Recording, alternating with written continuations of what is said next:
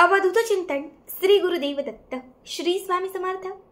नमस्कार, तुम्हा सर्वांचं आपल्या स्वामी शक्ती या चॅनलमध्ये मनापासून स्वागत आहे। भक्तांनो, बघा उद्या 12 एप्रिल 2025 वार शनिवार। आपल्यापैकी सगळ्यांनाच माहिती असेल की उद्या आलेली आहे चैत्र पौर्णिमा। प्रत्येक वर्षी चैत्र पौर्णिमेच्या दिवशी आपण हनुमान जन्मोत्सव साजरा करत असतो।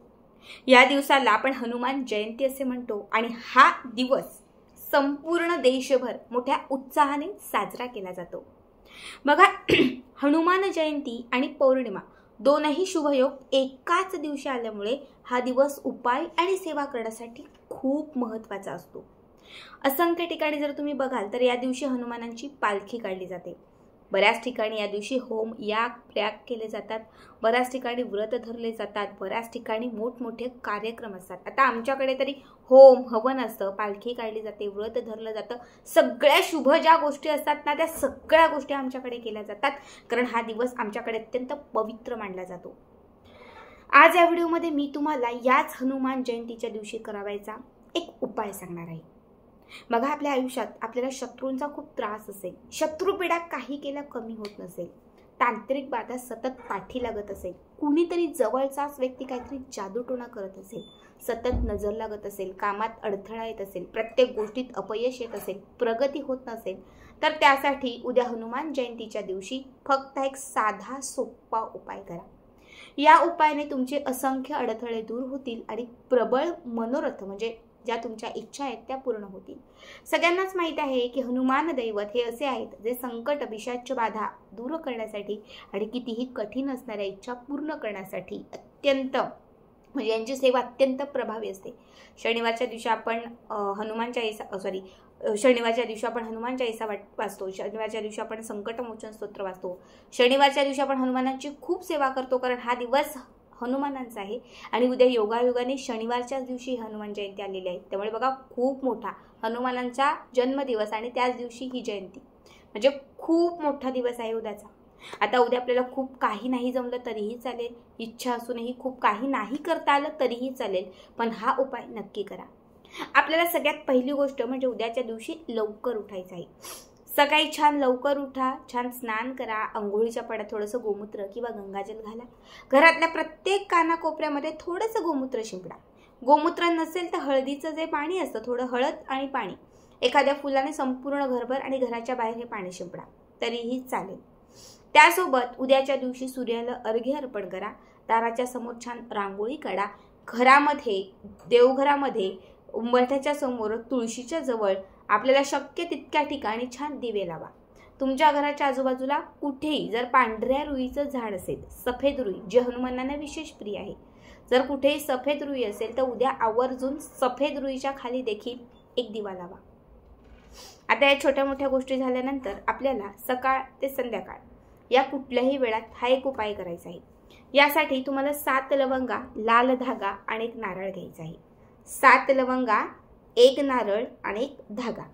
काय करायचं, देवघराच्या समोर किंवा घराच्या दक्षिण दिशेला एक आसन घालून बसायचं। जिथे बसलेले आहात तिथे एक दिवा लावायचा।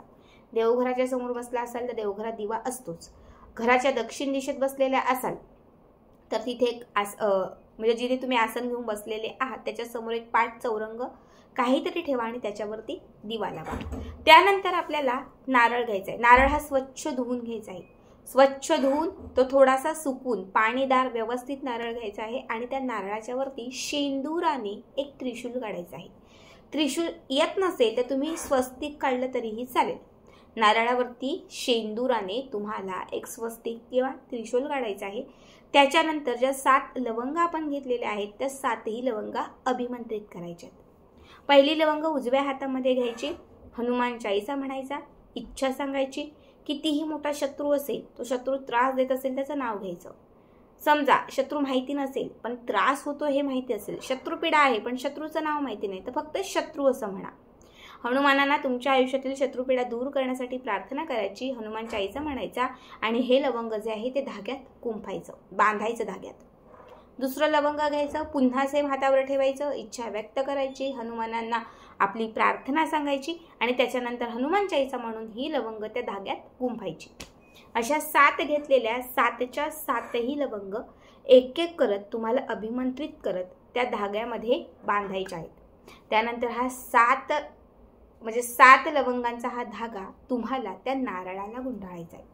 जो नारळ आपण घेतलेला त्रिशूळ किंवा स्वस्तिक काढून त्या नारळाला 1 वेळा किंवा 2 वेळा जसं जमेल तसं तुम्हाला तो धागा फक्त त्या 7 लवंगात त्या नारळाला तुम्हाला व्यवस्थित गुंडाळायचे आहेत। त्याच्यानंतर शेवटी गाठ मारा आणि त्यानंतर हा नारळ घरातल्या प्रत्येक कोपऱ्यात फिरवा। 4 कोपरे 5 सगळ्या म्हणजे अगदी लिव्हिंग एरियापासून बेडरूमपासून वॉशरूम वगैरे सोडून घरातल्या सगळ्या ठिकाणी हा नारळ उजव्या हातात घेऊन तुम्हाला असा फिरायचा आहे।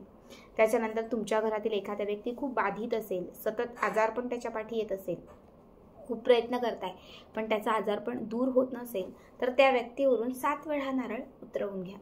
घरातला तुमचाच अजून कोणी व्यक्ती असेल, तुमची मुलं असतील किंवा तुमचे पती असतील ज्याला यश मिळत नसेल, त्यांची प्रगतीच होत नसेल तर हाच नारळ तुम्ही तुमच्या मुलांवरून किंवा तुमच्या पतीवरून उतरवला तरीही चालेल। शक्य तितक्या व्यक्तींवरून हा नारळ, हा श्रीफळ तुम्हाला छान उतरवून घ्यायचा आहे। घराच्या बाहेर यायचं आहे। घराच्या बाहेर आल्यानंतर मुख्य प्रवेशद्वारावरून देखील 7 वेळा हा नारळ उतरवायचा आहे। त्यानंतर घराच्या बाहेर जायचं आहे। जर हनुमानाचं मंदिर असेल, कुठेही हनुमानाचं आजूबाजूला मंदिर असेल तर मंदिरामध्ये जायचं आहे आणि मंदिराच्या पाठीमागे, मंदिराच्या आत नाही, मंदिराच्या पाठीमागे जायचं आहे आणि पाठीमागे हा 7 लवंग बांधलेला नारळ तुम्हाला हनुमान मंदिराच्या मागे सोडून आपल्या घरी यायचं आहे। समजा हनुमान मंदिर जवळ नसेल तर अशा वेळेस तुम्ही तुमच्या घराच्या बाहेर जाऊन जिथे दक्षिण भाग तुम्हाला वाटतो की हा दक्षिण भाग आहे, ही दक्षिण दिशा आहे, कारण दक्षिण दिशा ही हनुमानांची दिशा आहे। हनुमानाचे फोटो देखील आपण दक्षिण दिशेलाच लावत असतो। म्हणून घराच्या बाहेर गेल्यानंतर तुम्ही दक्षिण दिशेला गेलात आणि तिथे हा नारळ तुम्ही सोडलात तरीही चालेल। हनुमानाच्या मंदिराच्या पाठीमागे किंवा घराच्या दक्षिण दिशेला हा नारळ सोडायचा आहे। घरात येण्यापूर्वी स्वच्छ हातपाय धुवायचे आहेत आणि मग त्यानंतर पुढचं जे असेल ते करू शकता। हा एक उपाय केल्यानंतर वर्षभर तुमचं वाईट शक्तींपासून संरक्षण होत राहील। बाधा, इडापिडा सगळं काही दूर जाईल। कितीही शत्रू त्रास देत असेल, कितीही तुमच्या पाठी काहीही करण्याचा प्रयत्न करत असेल, काहीच होणार नाही। नेहमी वाईट शक्ती तुमचा बचाव करतील। नेहमी वाईट शक्ती ज्या आहेत त्या तुमच्यापासून लांब राहतील आणि ज्या चांगल्या शक्ती आहेत ना त्या तुमच्या अवतीभोवती राहतील। तुमच्या इच्छाही म्हणजे जी प्रबळ मनोरथ आहेत ती देखील पूर्ण होतील आणि तुमच्या आयुष्यात तुम्हाला त्रास देणारा जो शत्रू आहे तो देखील क्षणात दूर होईल। अत्यंत साधा सोपा उपाय सांगितलेला आहे, नक्की करा।